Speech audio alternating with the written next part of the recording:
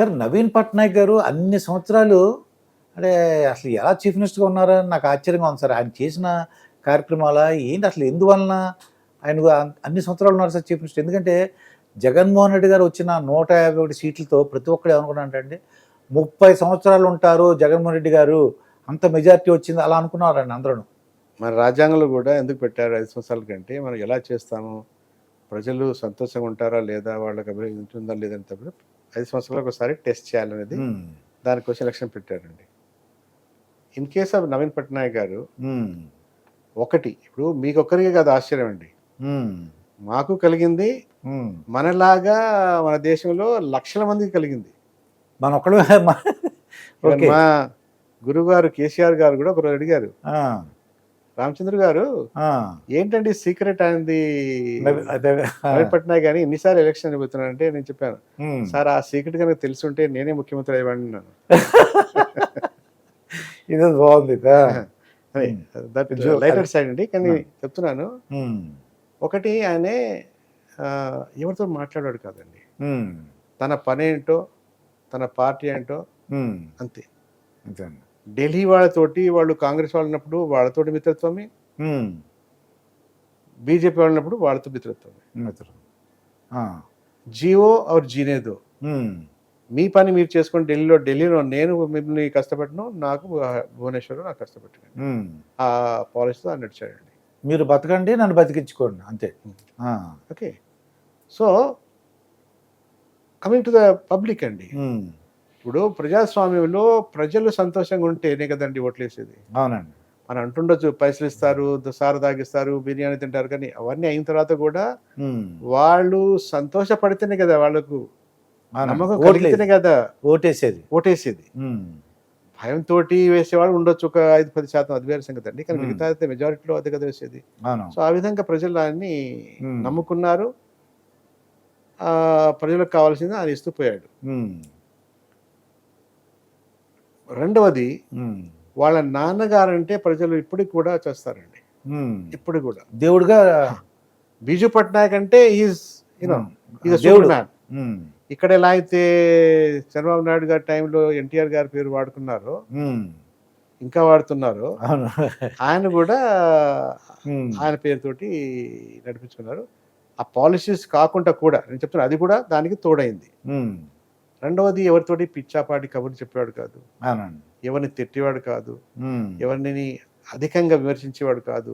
పర్సనల్గా మీ పథకాలు మీ పాలసీస్ సరిగలేవని కానీ, మీరు నల్ల కానీ తెల్లని కానీ వివరించేవాడు కాదండి. అదే వ్యక్తిగత దోషం లేవు. ఇప్పుడు ప్రతిసారి కూడా నేను చూశాను కదండి, ఇప్పుడు అక్కడే ఆయన హయాంలోనే చేశాను, రిటైర్ కూడా ఆయన హయాంలో అయ్యాను కదా, భారత ప్రభుత్వం నుంచి ఎప్పుడైతే మంత్రులు వస్తారో వేరే పార్టీ వాళ్ళు, ఇక్కడికి వచ్చి ఆయన పథకాలను పొగిడి వెళ్ళేవాళ్ళండి. ఆ కాంగ్రెస్ వాళ్ళు గో క్రేజీ, ఇదేంటండి బీజేపీ వాళ్ళు కూడా ఎదుర్కొంటేవాళ్ళు కదా, మీరు వచ్చి ఇక్కడికి ఆయన ప్రశంస ఆయన కుప్పిస్తున్నారు, మేము ఎలా ఫైట్ చేయాలని వీళ్ళు ఇది చేసేవాళ్ళు, గొడవ పెట్టి ఏదో అక్కడ లోకల్ నాయకులు. ఇప్పుడు కూడా అండి, ఇప్పుడు ఆయన పవర్ పోయిన తర్వాత మన ప్రధానమంత్రి గారు వెళ్ళినప్పుడు ఆయన వచ్చి కలిశారు, చేశారు. మిగతా వాళ్ళండి ప్రతి ఒక్కడు కూడా ఆయన ఇంట్లో డిన్నర్ చేసి వెళ్ళినవాడు తప్ప చేరినవాడు ఒక్కడు లేడు. కంపల్సరీగా ఇంట్లో భోజనం చేయాలి.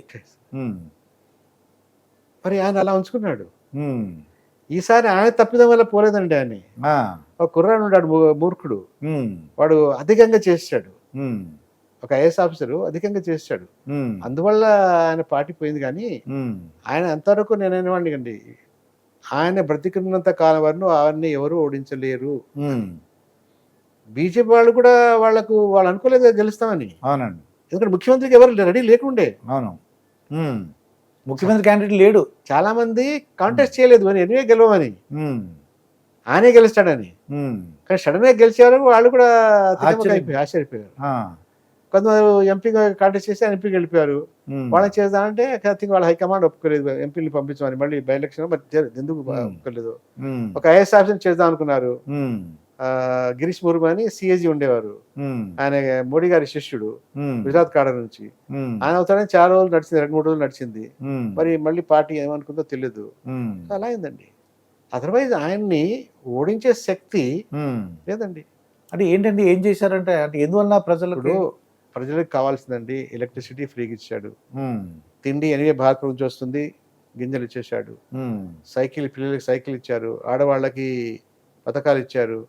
ఇప్పుడు అందులోనూ ఒరియా వాళ్ళ level of aspiration is not very high అండి. అది ఎక్కువ ఎక్స్పెక్టేషన్స్ లేవు. వాళ్ళ సాటిస్ఫాక్షన్ లెవెల్ ఈజ్ చాలా తక్కువగా ఉంటుంది. కొద్దిగా ఏమాత్రం ఇచ్చినా సంతోషపడిపోతారు. సో అన్నిటినీ చూసుకునేవాడు. ఇక వేరే వాళ్ళకి ఎలా బదనామం అయిపోయింది, అందరూ కరప్ట్ అని. ఈయన కరప్షన్ మీద ఎవరు ఈయన మీద చేయి చూపించలేదు, వేళ్ళు చూపించలేదు. అవును, nobody can point finger at him. ఇతను అవినీతి పరుడని ఎవడు చెప్పలేడు. సో అవినీతి పరుడు ఉంది, బీజు పట్నాయక్ వారసత్వం ఉంది, బీజు పట్నాయక్ పేరు ఉంది. దానికి తోడుగా ఈ మినరల్ బేస్డ్ ఇండస్ట్రీస్ చాలా వచ్చాయండి. సో మినరల్ మీద మాకు సెస్ రాయల్టీస్ బ్రహ్మాండంగా పైసలు ఉన్నాయి. ఓకే, భారత్ ఇచ్చే స్కీమ్కు ఇవన్నీ సరిపోయినాయి. ఏ స్కీమ్ చేయాలన్నా, ఏ పథకాలు చేయాలన్నా, ఏం చేయాలన్నా డబ్బులు ఉన్నాయి. ఆయన అదృష్టంగా కలిసి వచ్చింది. అది వాళ్ళ నాన్నగారేమో స్టీల్ ప్లాంట్ పెట్టాలని చచ్చిపోయాడు. ఈయన వద్దనుకున్న స్టీల్ ప్లాంట్స్ వస్తున్నాయి, స్టీల్ ప్లాంట్, అల్యూమినియం ప్లాంట్లు, పవర్ ప్లాంట్లు వస్తున్నాయి. ఇప్పుడు నా హ్యామ్లోనే 70 స్టీల్ ప్లాంట్లకి ప్రాసెస్ చేయించానండి నేను ఇండస్ట్రీ సెక్రటరీగా. 3 including POCSO. Okay, 10 million tons. Of course అది వెళ్ళిపోయింది అనుకోండి. 73 లక్ష టన్నుల నుంచి 10 మిలియన్ టన్స్ వరకు ప్రాసెస్ చేశాం. ఓకే, 53 పవర్ ప్లాంట్ల కోసం పవర్ ప్లాంట్స్ అండి ప్రాసెస్ చేశాం. ఎందుకంటే బొగ్గు ఉంది, ఇనుము ఖనిజం ఉంది, అల్యూమినియం కోసం బాక్సైట్ ఉంది, మ్యాంగనీస్ ఉంది, గోల్డ్ ఉంది, డైమండ్ ఉంది, టైటానియం ఉంది. ఓ మినరల్స్ నీకు ఓర్స్ ఎక్కువ ఉన్నాయి. Natural resource. నేను అనేవాడండి, ఒడిస్సా భూమిలో ఏ ఒక ఇంచు కూడా లేదు where there is no resource. 480 కిలోమీటర్ల కోస్టల్ ఏరియా ఉంది, పుష్కలమైన నదిలో ఉన్న నీళ్లు ఉన్నాయండి, పుష్కలంగా. ఓకే, అడవులు ఉన్నాయి, మినరల్స్ ఉన్నాయి, గ్రానైట్స్ ఉన్నాయి కదా. ప్రపంచంలో ప్రత్యేకమైన 6 ఉన్నాయండి, వెరీ స్పెషలైజ్. అందులో 3 ఒరిస్సాలు ఉన్నాయి. ఓ రియల్ గ్రేట్ కదా. సో అలాంటి మినరల్ రిచ్ ఉంది. Soil very fertile. ఓన్లీ ఆర్థికంగా వీళ్ళు అదే ఒక దురదృష్టం అనుకోండి, అంత బాగుపడలేదు వేరే వాళ్ళలాగా. ఎందుకంటే మినరల్స్ చాలా ఉన్నాయండి. అవునండి. అంటే అక్కడ నాకు ఒక అతను క్యాబ్ డ్రైవర్ నన్ను తీసుకొచ్చాడు అన్నమాట. అప్పుడు అతను చెప్పాడు, ఒరిస్సా క్యాబ్ డ్రైవర్ అండి, 200 రూపీస్ అంటే పెన్షన్ వృద్ధులకి, అంటే ఓల్డ్ పీపుల్కి. ఇక్కడ 4000 సార్ ఆంధ్రప్రదేశ్లో. స్టార్టింగ్లో 100 ఉండేయండి. స్టార్టింగ్లో 100 రూపీస్. 100 రూపీస్ ఉన్నా మీరు 100 రూపీస్ ఇప్పిస్తే మీరే దేవుళ్ళు అని కొనియాడేవాళ్ళు. అది 100 రూపాయలకి. ఒరిస్సా ఒక స్టోరీ చెప్తానండి. నేను ట్రైనీ అసిస్టెంట్ కలెక్టర్ ఉన్నప్పుడు సుందరగిరి జిల్లాలో అప్పుడు అంత్యోదయ పథకం కింద 5,000 రూపాయలు ఫ్రీ ఉండేది. లోన్ కాదు, ఫ్రీ మనీ ఉండేది. 5,000 ఇచ్చేస్తారు. సో దానికి 2 ఇన్స్టాల్మెంట్లు ఇచ్చేవాళ్ళు. 2 ఇన్స్టాల్మెంట్స్ 2,500 ఒకటి, 2,500. సో గొర్రెలు కొనివ్వడమో, మేకలు కొనివ్వడమో, కోళ్ళో, లేకుంటే ఒక గ్రాసరీ షాపో, బట్టల షాపో ఏదో ఒకటి పెట్టుకోవాలి. ఒక ఇంజిన్ చేయడం సంథింగ్ ఏదో పెట్టుకునేవాళ్ళు. సో నేను ట్రైనింగ్ ఉన్నప్పుడు ఒకసారి రివ్యూ జరుగుతుంటే కలెక్టర్కి ఒక వీడియో అన్నారన్నమాట. సార్ ఫస్ట్ ఇన్స్టాల్మెంట్ తీసుకున్నారు, 2వ ఇన్స్టాల్మెంట్ తీసుకోవడానికి సుముఖంగా లేరు అన్నాడు. అసలు వాట్ అన్నాను. ఎందుకంటే ఫ్రీగా ఇస్తుంటే తీసుకొని వాళ్ళు ఈ ప్రపంచంలో కూడా ఉన్నారా అనేది నాకు షాక్ అనిపించింది. అంటే అంత అది వద్దని అనుకున్నారు అన్నమాట. సరే వాట్ అంటే కలెక్టర్ ఇమీడియట్గా తిరిగారు. Assistant collector will enquire and give me report in the next meeting అన్నారు. నా మీద బాధ్యత పెట్టారు. వెళ్ళాను, ఆ వీడియోని తీసుకుని వెళ్ళాను, కలిసాను. చాచా కైసే హే క్యా హే అని చెప్తే అది మాట్లాడిన తర్వాత చాచా ఓ బక్రీ కైసే హే అన్నాను. అంతే అండి. వాడు 4 కాళ్ళ మీద లేచాడు. సాబ్ ఆప్ లే జాయియే, हम चोर है क्या, हम डेकॉइट है क्या, हम खा गए क्या, मैं दंगलवा. अरे नहीं चाचा, नो मुझे पता है, ये है ना ये वीडियो अभी 10 बार आया है, 10 సార్లు వచ్చాడు, ప్రతిసారి అడుగుతాడు, అదిగో అక్కడ కట్టినట్టు తీసుకెళ్ళినట్టాడు. ఉమ్. కాదయ్యా మీకేదన్నా నేను సార్ మాదైతే మీరు ఇన్నిసార్లు ఎందుకు అడుగుతారని ఉమ్. ఒక ఊరు, రెండో ఊరు, 3 అన్ని చోట్ల అదే పద్ధతి ఉమ్. వెనక్కి వెళ్ళి చెప్పాను. అంటే అలా అడుగుతూ వాళ్ళు ఫీల్ అయ్యారన్నమాట అండి. అంటే ఎలా ఉందంటే అక్కడ అంతకుముందు కూడా మీకు ఒక చెప్తాను. వాళ్ళు కరువు కాలాలు వచ్చినప్పుడు, ఫెమైన్స్ వచ్చినప్పుడు ఉమ్. అక్కడ ఆ ప్రాంతంలో సుందర్గఢ్, సంబల్పూర్ ఆ ప్రాంతమైన ఒరిస్సాలో ఇది కరువు కాటకాలు. కరువు కాటకాలు వచ్చినప్పుడు ఆ ఊరి పెద్దలు కొందరు ఫ్రీ తిండి పెట్టేవారు. ఉమ్. సో అక్కడ గెజెటియర్లో చదివాను నేను ట్రైనింగ్ అప్పుడు. Um. They prefer to die, చనిపోవడానికైనా రెడీ అయ్యారు కానీ అక్కడ వెళ్ళి తినడానికి రెడీ వాళ్ళు కాదు. ఉత్తిగా వచ్చిందని తినరు. అది వాళ్ళ అటు వాళ్ళలో ఉన్నటువంటి నైజం అనమాట. నైజం కానీ వాళ్ళ గుణం కానీ అలాంటి వాళ్ళు వీళ్ళు. అందుకు అన్నాడు నేను తీసుకో నహి చాహియే సాబ్ లే జాయే అని తీసుకోలేదు. అవ్వలేదు అది. అదే అది 85లో అండి, 1985లో. కమ్ 2000 నేను అదే ప్రాంతానికి డివిజనల్ కమిషనర్గా వెళ్ళాను. అంటే కలెక్టర్ కంటే పై పోస్ట్ అండి, నెక్స్ట్ పోస్ట్. అంటే 10 జిల్లాలకి నేను అంటే 30 జిల్లాల ఆఫీసర్ అంటే డివిజనల్ కమిషనర్ అంటారు, దానికి వెళ్ళాను. కరువు కాలం వచ్చినప్పుడు ఎక్కడ వెళ్ళినా కూడా నేను వెళ్ళే ఇన్ఫర్మేషన్ అందగానే కనీసం ఒక 100-150 మంది వేచి చూసిన వాళ్ళు పిటిషన్ ఇస్తూ, నేను ముసలిని అయిపోయాను సార్, నాకు 100 రూపాయలు భర్తీ ఇప్పించండి, నాకు ఇల్లు ఇప్పించండి, నాకు ఇది ఇప్పించండి, అది ఇప్పించండి అని. చూడండి సమాజాన్ని మనము 25 సంవత్సరాలు 35 సంవత్సరాల్లోనే ఈ విధంగా 85 నుంచి 2000 కంటే ఎంత అండి 15 సంవత్సరాల్లో ఏ విధంగా మార్చేసామో చెప్పండి. అది అంతకుముందు ఫ్రీ వద్దు అన్న ప్రజలే అదే జిల్లాల వాళ్ళు అదే ప్రాంతానికి వెళ్ళాను. మళ్ళీ వాళ్ళు అంటున్నారు 100 రూపాయలు వస్తే మీరు దేవుళ్ళు సార్ అని కొనియాడేవాళ్ళు. 100 రూపాయలు ఫ్రీగా 40 సంవత్సరాలకు వాళ్ళు ముసలిలో పడతారండి. ये मेरा बेटा है, मेरे को ठीक से नहीं देख रहे साहब, నన్ను సరిగ్గా చూడలేదు. పిల్లలు ఉన్నారు కదా అంటే ఉన్నారు, పిల్లలు ఉన్నారకి ఆ భత్యం ఇవ్వలేము, కానీ వాడు ఉన్నా కూడా మాకు లేనట్టే సార్, వాడు చచ్చిపోయినట్టే సార్ అని వాడు అనేవాళ్ళు. దట్ ఈస్ ద సొసైటీ అండి. ఈ పథకాలతోటి మనము వాళ్ళ ఆత్మవిశ్వాసాన్ని మొత్తాన్ని నాశనం చేసి ఇవాళ భిక్ష ఎత్తుకునేటట్టు చేసేవాళ్ళు. డబ్బులు కావాలని అది ఫ్రీ వస్తే నేను అదృష్టవంతుడిని, మీరు దేవుళ్ళు 100 రూపాయలు ఇప్పిస్తే ఆ విధంగా తయారయ్యారు. అవునండి. మొన్న ఎందుకు ఓడిపోయారు సార్ నవీన్ పట్నాయక్ గారు? అదండి ఇప్పుడు ఒకటి అందరికి ఆశ్చర్యం, అందరికి గెలిచిన వాళ్ళు కూడా ఆశ్చర్యంగా ఉంది. ఆ ఆఫీసరు చాలా ఎక్సర్సైజ్ చేశాడండి, ఎక్కువ చేసాడు అంటారు కదండి. మిస్బిహేవ్ చేయడము అంటే ఈయన ఇప్పుడు అప్పటికి కొంచెం మెంటల్గా డిస్టర్బ్ అయ్యాడండి, హెల్త్గా అంత బాగాలేదు. సో పబ్లిక్ స్పీచెస్ వచ్చినప్పుడు మీటింగ్ లో కూడా చూసుంటారు, ఇలా చేతులు వణుకుతూ మాట్లాడేవాళ్ళు, ఆయన పక్క నుంచే ప్రాంప్టింగ్ చేసేవాడు. సో దాన్ని బాగా ఎక్స్ప్లాయిట్ చేసుకున్నాడు అబ్బాయి. అది నెగిటివ్ వెళ్ళిపోయింది మొత్తం పబ్లిక్ లో.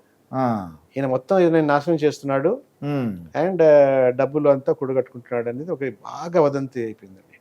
ఆఫీసర్లో, పబ్లిక్ లో, ప్రజల్లో, రాజకీయ, ఈవెన్ ప్రధానమంత్రి గారు అన్నారు కదండి స్పీచ్కి వెళ్ళినప్పుడు, we must enquire, even though he's opposition leader కదా నవీన్ పట్నాయక్ గారు, అయినా కూడా ఆయన అన్నారు ఏమని, we should enquire why he's health, ఆయన ఆరోగ్యం ఇంత త్వరగా ఎందుకు క్షీణించింది అని చెక్ చేయించాలని ప్రధానమంత్రి గారు అన్నారండి. ఏదన్నా ప్రయోగం ఆయన చేశారో మనకు తెలియదు అండి, దేవుడికి తెలుసు.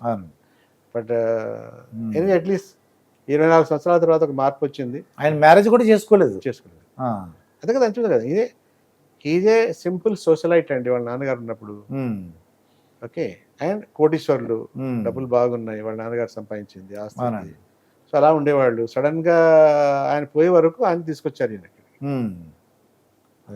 వీళ్ళ బ్రదర్ ఉన్నారు ఇంకా ప్రేమ్ పట్నాయక్ అని, ఆయన మంచి చాతుర్యం కలవాడు, but he didn't want to get into politics. Okay, interest లేదు.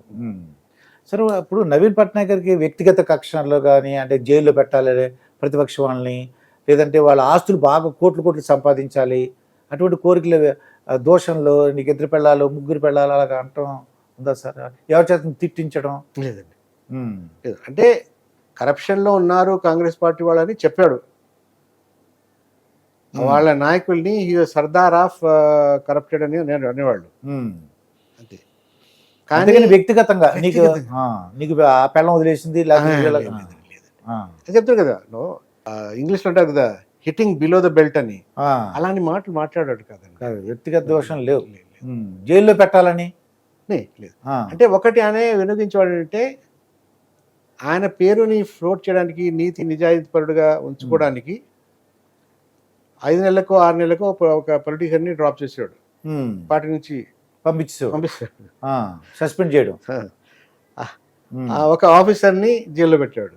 ఉమ్, అంటే తప్పు చేసిన వాళ్ళని, అది నాట్ అన్యాయం కాదు, తప్పు చేసిన వాళ్ళని. వాళ్ళని ఉమ్, అది చేసేవాడు. సో అది చేసేవారికి ఏంటంటే నవీన్ పట్నాయక్ అంటే నీతి నిజ తన పార్టీ వాళ్ళని సస్పెండ్ చేశాడు, తన ఆఫీసర్ని జైల్లో పెట్టించాడు. అరే సిట్టింగ్ స్పీకర్ నండి టికెట్ ఇవ్వలేదు, ఆ, సిట్టింగ్ స్పీకర్ ని టికెట్ ఇవ్వలేదు.